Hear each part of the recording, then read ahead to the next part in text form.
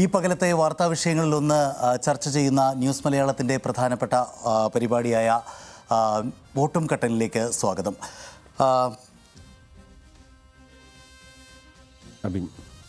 അബിൻ വർക്കിയെ ആർക്കാണ് പേടി എന്നതാണ് ചോദ്യം. എന്നോടൊപ്പം ആസിഫുമുണ്ട്, അതോടൊപ്പം ശ്യാമലിയുമുണ്ട്.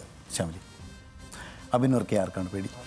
അബിനെ ആർക്കും പേടിക്കുന്നില്ല, പക്ഷേ അബിനെ പലർക്കും വേണ്ട എന്നാണ് ഞാൻ ഇന്നത്തെ സംഭവവികാസങ്ങളിലൂടെ മനസ്സിലാക്കുന്നത്. പോസ്റ്ററുകളാണെങ്കിലും മറ്റ് അബിനെതിരെ സംഘടനയ്ക്കുള്ളിൽ ഉയർന്നു വരുന്ന പ്രശ്നങ്ങളിൽ നിന്നാണെങ്കിലും ഞാൻ അങ്ങനെ മനസ്സിലാക്കുന്നു. അപ്പോൾ അതിനൊരു ഉദാഹരണം എന്ന് പറയുന്നത്, കോൺഗ്രസിനുള്ളിലെ പോരിൽ തന്നെ പലവട്ടം പടവെട്ടി വീഴുന്ന അഭിനയാണ് കണ്ടിട്ടുള്ളത്. അതിൽ ഏറ്റവും പ്രകടമായി തന്നെ നമുക്കത് മനസ്സിലാക്കിയത് യൂത്ത് കോൺഗ്രസ് അധ്യക്ഷ തെരഞ്ഞെടുപ്പ് വേളയിലായിരുന്നു.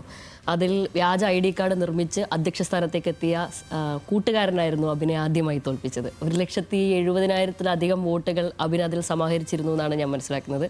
അതിൽ തന്നെ അഭിൻ തന്നെ മറ്റൊരു പത്രസമ്മേളനത്തിൽ പറയുകയുണ്ടായി, 90 ലക്ഷം രൂപയോളം എനിക്ക് ചിലവായിരുന്നു എന്നുള്ളത്. അപ്പം അത്രയധികം അധ്വാനിച്ചിട്ടും അഭിനെ അന്ന് സഹപ്രവർത്തകർ തന്നെ തോൽപ്പിച്ച് കളഞ്ഞ ഒരു ചരിത്രമുണ്ടായിരുന്നു. പിന്നീട് രാഹുൽ മാങ്കൂട്ടത്തിലിൻ്റെ ഒഴിവിലേക്ക് പരിഗണിക്കുന്ന വേളയിൽ ദേശീയ സെക്രട്ടറിയാക്കി അഭിനെ കേരളത്തിന് പുറത്തേക്കും കൂടെ പറഞ്ഞയക്കുകയാണ് ഉണ്ടായിരുന്നത്. അയാൾക്ക് അതിൽ അത്രയധികം അതൃപ്തി ഉണ്ടായിരുന്നു. കാരണം സംഘടനാ പ്രവർത്തനങ്ങളിലൂടെ തന്നെ പുള്ളി അദ്ദേഹത്തിൻ്റെ ഒരു വേരോട്ടം ഇവിടെ ഉറപ്പിക്കുന്ന സമയത്ത് തദ്ദേശ തെരഞ്ഞെടുപ്പും ഈ നിയമസഭാ തെരഞ്ഞെടുപ്പും ആസന്നമായിരിക്കെ അദ്ദേഹം അങ്ങനെ ഒരു പ്രവർത്തനങ്ങൾ ഇവിടെ വർദ്ധിത വീര്യത്തോടെ ചെയ്തുകൊണ്ടിരിക്കുന്ന സമയത്ത് അദ്ദേഹത്തെ കേരളത്തിലേക്ക് പുറത്തേക്ക് അയക്കുന്നതിൽ അദ്ദേഹത്തിന് എതിർപ്പുമുണ്ടായിരുന്നു. ആദ്യം ഞാനിതാവുന്നില്ല, ഞാനത് ഏറ്റെടുക്കില്ല എന്നൊക്കെയുള്ള റിബൽ കാര്യങ്ങൾ അദ്ദേഹം പറയുകയുമുണ്ടായി. പിന്നീട് അത് ഏറ്റെടുക്കുകയൊക്കെയാണ് ചെയ്തത്. എനിക്ക് തോന്നുന്നു കോൺഗ്രസിനുള്ളിൽ തന്നെയുള്ള ഒരു അവമതിപ്പിൻ്റെ, സംഘടനയ്ക്കുള്ളിൽ തന്നെയുള്ള ഒരു അവമതിപ്പിൻ്റെ കാരണം ചിലപ്പോൾ ഷാഫി പറമ്പിൽ പോലെയുള്ള ഒരു ഗാർഡിയൻ ഏഞ്ചൽ അദ്ദേഹത്തിന് ഇല്ലായ്മയും പിന്നെ ഈ സോഷ്യൽ മീഡിയയിലുള്ള റീൽസിൻ്റെ അതിപ്രസരം കാഴ്ചവെക്കാനുള്ള കഴിവില്ലായ്മയും ചിലപ്പോൾ അഭിനൊരു കുറവായി ആ പ്രവർത്തകർ തന്നെ കാണുന്നതുണ്ടാവാം. അതുകൊണ്ടാണ് അതെ, അങ്ങനെയൊക്കെ ആയത് തന്നെയും അദ്ദേഹം പല പ്രവർത്തകർക്കും അത്രയധികം മതിപ്പുള്ള ഒരാളാകുന്നില്ല നിലവിൽ എന്നുള്ളതാണ്. നിലവിൽ അദ്ദേഹം ആറന്മുള നോട്ടമിട്ടുകൊണ്ട് ഒരു തിരഞ്ഞെടുപ്പ് കുപ്പായം തുന്നി ഇത്രയധികം ആവേശത്തോടെ ആറന്മുളയിൽ പോയി ഞാനാണ് ഇവിടുത്തെ സ്ഥാനാർത്ഥി എന്ന് പരിചയപ്പെടുത്തുമ്പോൾ പോലും ഈ പ്രാരംഭഘട്ടത്തിൽ പോലും അംഗീകരിക്കാൻ അവിടെയുള്ള പ്രവർത്തകർക്ക് കഴിയുന്നില്ല എന്നുള്ളതാണ് നിലവിലെ ഈ പോസ്റ്റർ പ്രചരണത്തിലൂടെ എനിക്ക് മനസ്സിലാക്കുന്നത്. ഓടി നടന്ന് പോസ്റ്റർ പതിപ്പിക്കുകയാണ്. ഇന്ന് 3 പേരുടെ ഒരു ദൃശ്യങ്ങളാണ് നമ്മൾ കണ്ടിരിക്കുന്നത്. അതൊക്കെ CCTV, അതൊക്കെ കോൺഗ്രസ് പ്രവർത്തകരുമാണ്. പിന്നെ അഭിനെ വേണ്ട എന്നല്ലാതെ അഭിനെ പേടി എന്ന് നമ്മളതിനെ വായിക്കണോ? അതായത് ഞങ്ങളിവിടെ പണിയെടുക്കാൻ കുറച്ച് ആൾക്കാരുണ്ട്, മുകളിൽ നിന്ന് ഇറക്കുന്ന ആരെയും ഞങ്ങൾക്ക് വേണ്ട, ഇവിടെ 4 മണ്ഡലമേ ഉള്ളൂ കോൺഗ്രസ്സിന്, അവിടെ മത്സരിക്കാൻ ആവശ്യത്തിന് കോൺഗ്രസ്സുകാർ ഇവിടെ ഉണ്ട് എന്നാണ് ഇപ്പോൾ അബിൻ വർക്കിക്കെതിരെ നടത്തുന്ന പ്രചാരണം. നമുക്ക് ഓർമ്മയുണ്ട്, 3 കൊല്ലം മുമ്പ് യൂത്ത് കോൺഗ്രസ് സംസ്ഥാന ഭാരവാഹി തെരഞ്ഞെടുപ്പ് നടക്കുന്ന സമയത്ത് 1.7 ലക്ഷം വോട്ട് കിട്ടിയിട്ടും പിന്നീട് കാലം അനഭിമതനെന്നും അയോഗ്യനെന്നും തെളിയിച്ച ഒരാളുടെ പിന്നിൽ പോകേണ്ടി വന്നു അബിൻ വർക്കിക്ക്. അതിനുശേഷം സ്വന്തം കയ്യിലിരിപ്പ് കൊണ്ട് രാഹുൽ മാങ്കൂട്ടത്തിൽ പുറത്തു പോയതിന് ശേഷവും 2 മാസം നീണ്ടു നിന്ന വടംവലി നടന്നു. എ ഗ്രൂപ്പിന് വേണ്ടി അഭിജിത്തിന് വേണ്ടിയിട്ട് ആൾക്കാർ ഇറങ്ങുന്നുണ്ടായിരുന്നു. ഐ ഗ്രൂപ്പ് ശക്തമായിട്ട് നിന്നു അഭിന് വേണ്ടിയിട്ട്. ഒരു ദിവസം എനിക്ക് ഓർമ്മയുണ്ട്, നമുക്ക് ആ വിഷ്വൽ ഓർമ്മയില്ലേ, ആരാണ് അടുത്ത യൂത്ത് കോൺഗ്രസ് അധ്യക്ഷൻ നോക്കുമ്പോൾ ചെന്നിത്തല ഉണ്ടല്ലോ സൈഡിൽ എന്ന് പറഞ്ഞിട്ട് സൈഡിലേക്ക് നിൽക്കുന്നുണ്ട്. അത്രമാത്രം അടുത്ത് വന്നിട്ടും അഭിന് അത് നഷ്ടമാകേണ്ടി വന്നു. സ്വാഭാവിക നീതി നഷ്ടപ്പെട്ടു പോയി എന്നാണ് അന്ന് പാർട്ടിക്കുള്ളിൽ ചെന്നിത്തല പറഞ്ഞത്. രാഹുൽ മാങ്കൂട്ടത്തിൽ റിസൈൻ ചെയ്യുന്ന ദിവസം തന്നെ കേന്ദ്ര നേതൃത്വത്തിന് പരിഗണിക്കേണ്ടത് അഭിനയായിരിക്കണം എന്ന് കത്തെഴുതിയ ആളായിരുന്നു ചെന്നിത്തല. എന്നിട്ടും ഒരുപക്ഷെ ടി സിദ്ദിഖിനെയൊക്കെ പിടിച്ചു നിർത്താം. ഇപ്പോൾ ഗാർഡിയൻ ഏഞ്ചൽ എന്ന് രാഹുൽ മാങ്കൂട്ടത്തിൻ്റെ കാര്യം ഷാഫി പറഞ്ഞതുപോലെ ഉമ്മൻചാണ്ടി ടി സിദ്ദിഖിനെയൊക്കെ വേണ്ടി നിന്നതുപോലെയുള്ള ഒരു ബലം ഐ ഗ്രൂപ്പിന് ഇല്ലാതെ പോയി, അല്ലെങ്കിൽ അങ്ങനെ ഒരു ഗാർഡിയൻ ഏഞ്ചലും ഇല്ലാതെ പോയി. ആദ്യ സുധാകരൻ്റെ കൂടെയായിരുന്നു, പിന്നെ വന്നിട്ട് ചെന്നിത്തലയ്ക്ക് പ്രിയപ്പെട്ട ആളായിട്ടൊക്കെ മാറി. ഇപ്പോൾ ദേശീയ സെക്രട്ടറി സ്ഥാനവും വേണ്ട എന്നൊക്കെ വെച്ചിട്ട് ഇത്രയും നാൾ വെള്ളം കോരിയിട്ട് ആരാണ് അഭിനെ തോൽപ്പിക്കുന്നത്? അഭിനെ ആർക്കാണ് പേടി? അല്ലെങ്കിൽ എന്താണ് ശരിക്കും അഭിനെ സംഭവിക്കുന്നത്? ഇങ്ങനെ ഭാഗ്യം കിട്ട ആളായി പോയോ അയാൾ? ഭാഗ്യം കിട്ടാതെ ആക്കാനുള്ളൊരു നീക്കം നടക്കുന്നുണ്ട്. പക്ഷേ ഇപ്രാവശ്യം ആറന്മുളയിൽ അബിൻ തന്നെ മത്സരിക്കുന്നതാണ് ഞാൻ കരുതുന്നത്. മാത്രമല്ല, കോൺഗ്രസിൽ മത്സരിക്കാൻ യോഗ്യതയുള്ളൊരു പ്രധാനപ്പെട്ട യൂത്ത് കോൺഗ്രസ് നേതാവ് കൂടിയാണ് അബിന്. ഈ പറയുന്നത് പോലെ ഒരു നേതാക്കളുടെ ഒരു പ്രധാനപ്പെട്ട ഒരു നേതാവ് ഇങ്ങനെ അബിന് വേണ്ടി പുഷ് ചെയ്യാൻ ചിലപ്പോൾ ഉണ്ടായെന്ന് വരില്ല, പ്രത്യേകിച്ച് ഈ സമയത്ത് ഉണ്ടായെന്ന് വരില്ല. പക്ഷേ അബിന് ആറന്മുള സീറ്റ് ലഭിക്കുകയും അവിടെ മികച്ച പ്രകടനം കാഴ്ചവെക്കാൻ കഴിയുന്ന ഒരു നേതാവ് കൂടിയാണ് അബിൻ. അബിനെ സംബന്ധിച്ച് പറയുകയാണെങ്കിൽ ഞാൻ ആലോചിക്കുന്നുണ്ട്, നമ്മളുടെ അതിവേഗ പാത അതിവേഗ റെയിലിന് വേണ്ടി റെയിലിനെതിരെ കോൺഗ്രസ് സമരം നടന്ന കാലം. അതിവേഗ റെയിൽ എത്രയും പെട്ടെന്ന് വരണമെന്ന് ആഗ്രഹമുള്ളതാണ് ഞാൻ. പക്ഷേ ആ UDF സമരം എന്ന് വെച്ചാൽ എന്തായിരുന്നു, അതിനെ ഇല്ലാതാക്കാനുള്ള സമരമായിരുന്നു. ആ സമരത്തിനൊരു പെട്ടെന്ന് അതിൻ്റെ ഒരു മുഖം മാറ്റിയൊരു നേതാവാണ് അബിൻ. അന്ന് എറണാകുളത്താണ് അതിശക്തമായ സമരം നടന്നത്. ബാക്കിയുള്ള ജില്ലകളിലൊക്കെ ഇങ്ങനെ കല്ലിടൽ സമരം നടക്കുന്നു. ആ സമയത്ത് പോലീസ് വന്ന് ഉദ്യോഗസ്ഥരെ തടയാൻ വേണ്ടി കോൺഗ്രസ്സുകാർ വരുന്നു, പോലീസ് വന്ന് ഇവർ പിടിച്ചുകൊണ്ട് പോകുന്നു. അതോടുകൂടി ആ സമരം അവസാനിക്കുകയാണ്. പക്ഷേ എറണാകുളത്തേക്ക് ആ സമരം വന്ന സമയത്ത് അബിൻ്റെ നേതൃത്വത്തിൽ കുറേ പിള്ളേരിറങ്ങിയിട്ട് എന്താണ് കാണിച്ചത്, അവർ കോൺഗ്രസ്സിന് വേണ്ട ഒരു സാധനം അന്ന് കൃത്യമായി കൊടുത്തു. എല്ലായിടത്തും കല്ലിടൽ തടഞ്ഞു, കല്ലിട്ട സ്ഥലത്തെ കല്ലിളക്കി കിണറ്റിൽ കൊണ്ട് വലിച്ചെറിയുന്നു.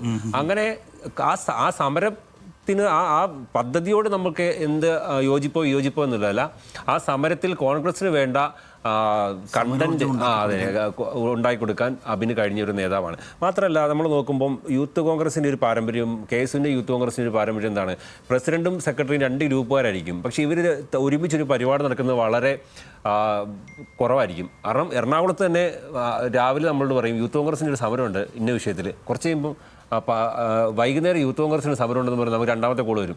അപ്പോൾ എന്താ, 2 നേതാക്കന്മാർ 2 സമരമായിരിക്കും സംഘടിപ്പിക്കുക. പക്ഷേ അബിൻ വർക്കി എന്ന് പറയുന്ന ആൾ 1,70,000 വോട്ട് നേടി വിജയിക്കുകയും വ്യാജ വോട്ടർ പട്ടിക ഉണ്ടാക്കി വിജയിച്ച ആളുടെ കൂടെ അണിനിരുന്നുകൊണ്ട് സംസ്ഥാന വ്യാപകമായി മുഴുവൻ സമരങ്ങളിലും അണിനിരുന്ന ഒരാളാണ്. അബിന് സിമ്പിളായിട്ട് മറ്റ് മുൻകാലങ്ങളിൽ നടത്തിയതുപോലെ അബിനും വൈസ് പ്രസിഡന്റിന്റെ നേതൃത്വത്തിൽ ഗ്രൂപ്പുകാരെയും നടത്താൻ വരുന്നത്. പക്ഷേ എല്ലാ സമരങ്ങളിലും മുമ്പിൽ നിന്ന് അടി വാങ്ങാൻ അബിനുണ്ടായിരുന്നു. ശ്യാമലി പറഞ്ഞൊരു പ്രധാനപ്പെട്ട പോയിന്റ് എനിക്ക് പറയാനുള്ളത്, അബിൻ്റെ ഒരു പ്രശ്നം എന്ന് പറഞ്ഞാൽ അബിന് റീലുണ്ടാക്കി പ്രചരിപ്പിക്കാൻ അറിയത്തില്ല. പക്ഷെ ഇപ്പോൾ അബിൻ ശ്രമിക്കുന്നുണ്ട്, പക്ഷെ അതുകൊണ്ട് വിജയിക്കുന്നില്ല. കഴിഞ്ഞ ദിവസം അബിൻ റീലിട്ടുണ്ടായിരുന്നു, ആറന്മുളയിൽ യാത്ര വന്ന സമയത്ത് അബിൻ ഇട്ടായിരുന്നു. പക്ഷേ അബിൻ അതിലേക്ക് കൊണ്ട് വിജയിക്കാൻ തക്ക ആളായി അബിൻ വരുന്നില്ല. പക്ഷേ അബിൻ യൂത്ത് കോൺഗ്രസിൻ്റെ അകത്ത് വലിയ രീതിയിൽ പ്രവർത്തകരുടെ പിന്തുണയുള്ള നേതാവാണ്. അതിൻ്റെ ഏറ്റവും വലിയ തെളിവാണ് 1,70,000 പിന്നെ 1,70,000 വോട്ട്. പിന്നെ മറ്റവൻ വ്യാജ വോട്ടർ പട്ടിക ഉണ്ടാക്കിയിട്ടാണ് അതിനേക്കാൾ വോട്ട് നേടി വിജയിക്കുന്നത്. അപ്പോൾ അത്രത്തോളം. പിന്നെ ഇതിൻ്റെ അകത്ത് ഒരു പ്രധാനപ്പെട്ട ഒരു കാര്യം, പത്തനംതിട്ടയിലെ ഞാൻ വിചാരിക്കുന്നത് പത്തനംതിട്ടയിലെ പ്രധാനപ്പെട്ട കോൺഗ്രസിൻ്റെ മുതിർന്ന നേതാക്കളൊന്നുമല്ല പിന്നിൽ. അവിടെ വിജയിക്കാൻ സ്വപ്നം കണ്ട് നടക്കുന്ന ചില ചൂടുകൂടിയ ആളുകളൊക്കെയാണ് ഈ അബിനെതിരായിട്ടുള്ള പോസ്റ്റർ പ്രചാരണത്തിന് പിന്നിൽ. അബിനല്ലെങ്കിൽ പരിഗണിക്കപ്പെടാൻ സാധ്യതയുള്ള ചില ആളുകൾ അവിടെയുണ്ട്. അങ്ങനെ അവർ നടത്തിയ ഒരു പോസ്റ്റർ പ്രചാരണമാണ് പത്തനംതിട്ടയ്ക്ക് വേണ്ടാത്ത അബിനെ മാറ്റി നിർത്താൻ ഒരു ഗൂഢാലോചന നടക്കട്ടെ, അങ്ങനെ പാർട്ടി മാറ്റി ചിന്തിക്കുകയാണെങ്കിൽ ചിന്തിക്കട്ടെ എന്ന് വിചാരിക്കുന്ന കുറച്ച് നേതാക്കന്മാർ തന്നെയാണ്. ശ്യാമലി, ഇപ്പോൾ യൂത്ത് കോൺഗ്രസ് അധ്യക്ഷ സ്ഥാനത്ത് നിന്ന് തഴയപ്പെട്ട സമയത്തും ഇപ്പോൾ ആസിഫ് പറഞ്ഞ പോലെ തന്നെ അബിൻ തന്നെ ക്യാമറകൾക്ക് മുമ്പിൽ ഒന്ന് പറയുന്നുണ്ടായിരുന്നു, നേതൃത്വം അടിയുണ്ടാക്കാൻ പറഞ്ഞപ്പോൾ അടിയുണ്ടാക്കി. അദ്ദേഹം പറഞ്ഞ വാക്ക് ഇങ്ങനെയാണ്, കേസ് ഉണ്ടാക്കാൻ പറഞ്ഞപ്പോൾ കേസുണ്ടാക്കി, ഇതെല്ലാം ചെയ്തു. അതിനുശേഷവും ഇപ്പോൾ പറഞ്ഞ പോലെ നല്ല നേതൃശേഷിയുള്ള ആളാണ്, പ്രസംഗ പാഠമുള്ള ആളാണ്. ഇതിനൊക്കെ ശേഷവും അബിന് ഈ ഒരു ജില്ലക്കാരനല്ല എന്ന ഒറ്റ കാരണം കൊണ്ട് ബാക്കി സാമുദായിക സമവാക്യങ്ങളും കാര്യങ്ങളും ഒക്കെ പരിഗണിച്ചാലും വേണമെങ്കിൽ വീണ ജോർജിനോട് ഒന്ന് മുട്ടി നോക്കാനുള്ള ശേഷി ഒക്കെ കോൺഗ്രസിന് പിടിച്ചു നോക്കാം. പത്തനംതിട്ടയെ സംബന്ധിച്ചാണെങ്കിൽ ഒരു സീറ്റും ഇതിനു മുമ്പ് കഴിഞ്ഞ തെരഞ്ഞെടുപ്പിൽ ജയിക്കാത്ത പരിപൂർണമായിട്ടും LDF എടുത്ത മണ്ഡലമാണ്. എങ്കിൽ പോലും ഇപ്പോഴത്തെ ഒരു രാഷ്ട്രീയ സാഹചര്യത്തിൽ ഒക്കെ വീണ ജോർജിന് തീർച്ചയായിട്ടും അവിടെ ഒരു എഡ്ജ് ഉണ്ട് എന്നുള്ളത് നമ്മൾ കഴിഞ്ഞ ദിവസം ചർച്ച ചെയ്തിട്ടുള്ള കാര്യമാണ്. എങ്കിൽ പോലും ഇത്രയൊക്കെ ഫൈറ്റ് ചെയ്ത് നിന്ന ഒരാൾ ദേശീയ സെക്രട്ടറിയായിട്ട് പോകാൻ പറഞ്ഞപ്പോഴും വേണ്ട, കേരളത്തിൽ നിന്ന് ദേശീയ രാഷ്ട്രീയത്തിൽ പ്രവർത്തിക്കാമല്ലോ എന്നൊക്കെ പറഞ്ഞിട്ട് അങ്ങനെ ഇത്രയും കാലം കാത്തു നിന്ന ഈ ഒരാളെ ആരാണ് അവിടെ? താഴെ തട്ടിലെ പ്രവർത്തകരാണോ ഈ എതിർക്കുന്നത്, അതോ യൂത്ത് കോൺഗ്രസ് തെരഞ്ഞെടുപ്പ് കാലത്തൊക്കെ ഉണ്ടായിരുന്ന ചില ഫ്രിക്ഷൻസ് ഉണ്ടല്ലോ, അതൊക്കെ മറന്നീക്കി പുറത്തു വരികയാണോ? പിന്നിൽ അങ്ങനെ എന്തെങ്കിലും ഉണ്ടാവും തോന്നുന്നുണ്ടോ? അബിനൊരു ഫൈറ്ററാണെന്നുള്ള കാര്യത്തിൽ തർക്കമൊന്നുമില്ല, എനിക്കതിൽ ഒരു തർക്കവുമില്ല. അയാൾ പൊരുതി വീഴുന്നത് സത്യത്തിൽ എതിർകക്ഷികളോടല്ല, ഉള്ളിലുള്ളവരോട് തന്നെയാണ്. അതിൽ ഏറ്റവും അടിസ്ഥാനം എന്നുള്ളത് അവിടുത്തെ ഗ്രൂപ്പ് തന്നെയാണ്. AI ഗ്രൂപ്പ് ബലാബലം തന്നെയായിരുന്നു യൂത്ത് കോൺഗ്രസ് അധ്യക്ഷ തെരഞ്ഞെടുപ്പിൽ ഉണ്ടായിരുന്നത്. അബിനായി നേതാക്കൾ നിരന്നു നിന്നെങ്കിലും പക്ഷേ A ഗ്രൂപ്പ് തന്നെയാണ് അതിൽ ഒരു എഡ്ജ് എടുക്കുകയും ഈ ബലാബലത്തിൽ ഒരു ബലക്കുറവുണ്ടായി. ഒരു ബലക്കുറവ് ഉണ്ടായി എന്നുള്ളത് വസ്തുതയാണ്. നിലവിൽ സുചിചന്ദ്രൻ കാണുന്നില്ലേ, കോൺഗ്രസിന്റെ തെരഞ്ഞെടുപ്പ് പട്ടിക വരുമ്പോൾ തന്നെ പട്ടികയിൽ വെട്ടുന്നതും തിരുത്തുന്നതും ഒക്കെ ആര് തന്നെയാണ്? ഗ്രൂപ്പ് തന്നെയാണ്. അതിലൊരു തർക്കവുമില്ല. അതുപോലെ തന്നെയാണ് ഞാൻ കൂടെ ഫൈറ്റ് ചെയ്ത് നിൽക്കും. അതിന്റെ ഇടയിലൂടെ KC ഗ്രൂപ്പ് വന്നില്ലടത്ത്.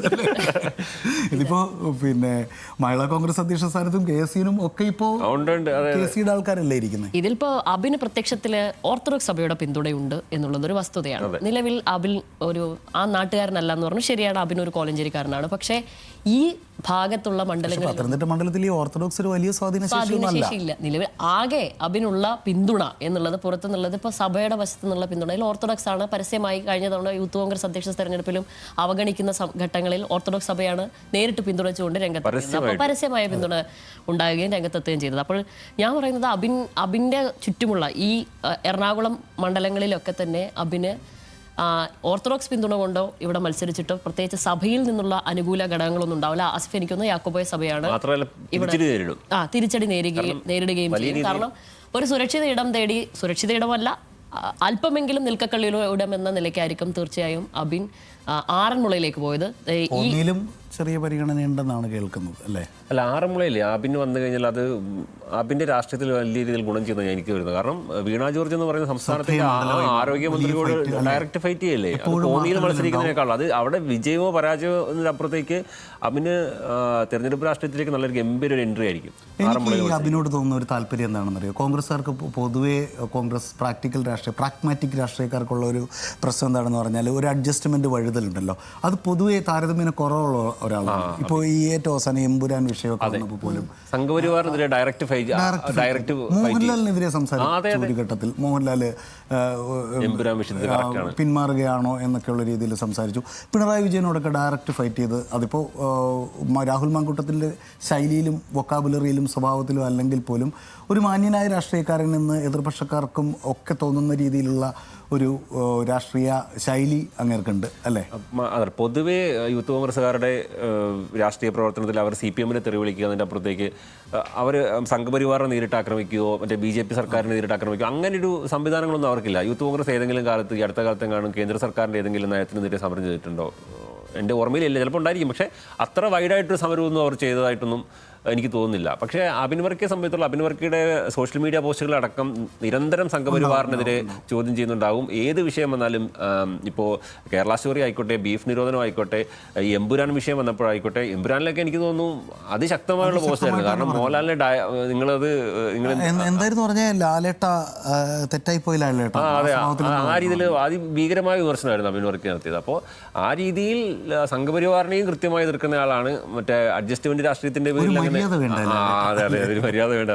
അപ്പോൾ ആ രീതിയിൽ അബിൻ വർക്കി ആ രീതിയിൽ ഓക്കെ ആയിട്ടുള്ള ആളാണ്. അപ്പോൾ എൻ്റെ അഭിപ്രായത്തിൽ ആറന്മുളയിൽ അബിൻ വർക്കി മത്സരിക്കാൻ ഏറ്റവും യോഗ്യതയായിട്ടുള്ള ആൾ തന്നെയാണ്. ഈ മണ്ഡലം ജില്ല എന്നുള്ളതൊക്കെ ഒരു അങ്ങനെ ഒരു സങ്കല്പത്തിൽ അബിൻ വർക്കി യൂത്ത് കോൺഗ്രസിന്റെ സംസ്ഥാന നേതാവല്ലേ, എവിടെ ഇനി ഒരുപക്ഷെ അബിൻ വർക്കി ആവട്ടെ മറ്റാരെങ്കിലും ആവട്ടെ, നമ്മൾ സംസാരിക്കുന്ന ആറന്മുള മണ്ഡലത്തെ പറ്റിയാണ്. ആറന്മുള മണ്ഡലത്തിന്റെ പൊതുവിൽ ഉള്ള പ്രോസ്പെക്ട്സ് എന്തായിരിക്കും? വീണ ജോർജ് നമ്മളങ്ങനെ പ്രവചിക്കുന്നത് ശരിയല്ലല്ലോ. കാരണം തെരഞ്ഞെടുപ്പ് ആയതുകൊണ്ട് നമുക്കൊന്നും പറയാൻ പറ്റില്ല. കാരണം വലിയ മഹാരഥന്മാർ വരെ പല ഘട്ടങ്ങളിലും ഞാൻ പറഞ്ഞ ട്രെൻഡൊക്കെ ഒരു ട്രെൻഡൊക്കെ വന്ന് ചിലപ്പം ആട്ടപ്പടലായിരിക്കും ചിലപ്പോൾ പോകും, നമുക്ക് പറയാൻ പറ്റില്ലല്ലോ. ഏറ്റവും വലിയ ഭൂരിപക്ഷത്തിലാണ് വീണ അവിടെ ജയിച്ചിരുന്നത് ഒരു വസ്തുതയാണ്. അതിനെ മറികടന്ന് അബിനവിടെ നല്ലൊരു ഓപ്പണിംഗ് ഉണ്ടാക്കാൻ പറ്റും ആസിഫ് പറഞ്ഞതിനോട് ഞാൻ എന്തായാലും യോജിക്കുന്നുണ്ട്. ശരി തന്നെയാണ്. വീണ ജോർജിനെതിരെ അബിൻ വർക്കി വന്നാൽ അവിടെ വലിയ ഫൈറ്റ് നടക്കും എന്നുള്ള കാര്യത്തിൽ സംശയമൊന്നുമില്ല. പക്ഷേ ഈ കഴിഞ്ഞ ദിവസവും ഞാൻ ആവർത്തിച്ച കാര്യമാണ് കേട്ടോ. പൊതുവേ ആൻറ്റി ഇൻകംബൻസിയൊക്കെ നിലനിൽക്കുന്നുണ്ടെങ്കിലും മണ്ഡലങ്ങളിലും അല്ലെങ്കിൽ മന്ത്രിമാർക്കും ഒക്കെ അവരവരുടെ മണ്ഡലങ്ങളിൽ അങ്ങനെ വലിയ ആൻറ്റി ഇൻകംബൻസി നിലനിൽക്കുന്നില്ല. വീണ ജോർജിന് അവിടെ ആ തരത്തിൽ നല്ല സ്വാധീനമുണ്ട്. പിന്നെ അവർ മന്ത്രിയാണ്, മന്ത്രിയുടെ ഒരു അപ്പർ എഡ്ജിൽ നിന്നായിട്ടായിരിക്കും മത്സരിക്കുക. പക്ഷേ അബിന് ആ മണ്ഡലത്തിലേക്ക് വരികയാണെങ്കിൽ അത് വലിയ ഫൈറ്റ് ആ മണ്ഡലത്തിൽ ഉണ്ടാവും എന്നുള്ള കാര്യത്തിൽ സംശയമൊന്നുമില്ല.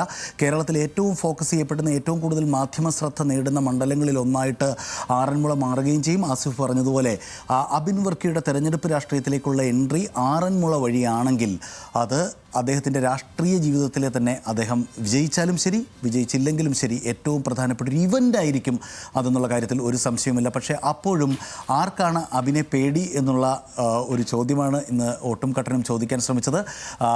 മുഖങ്ങൾ വളരെ താമസിയാതെ പുറത്തു വരുമെന്ന് കരുതാം. ഇന്നലെ 1-2 CCTV ദൃശ്യങ്ങളൊക്കെ വന്നിട്ടുണ്ട്. ആ വ്യക്തികളെയൊക്കെ തിരിച്ചറിയുന്നതോടുകൂടി ഏത് ഗ്രൂപ്പാണ്, ഏത് ഗ്രൂപ്പ് സമവാക്യമാണ്, ആരാണ് പിന്നിൽ പ്രവർത്തിക്കുന്നതെന്നൊക്കെ പുറത്തെത്തും എന്ന് നമുക്ക് കരുതാം.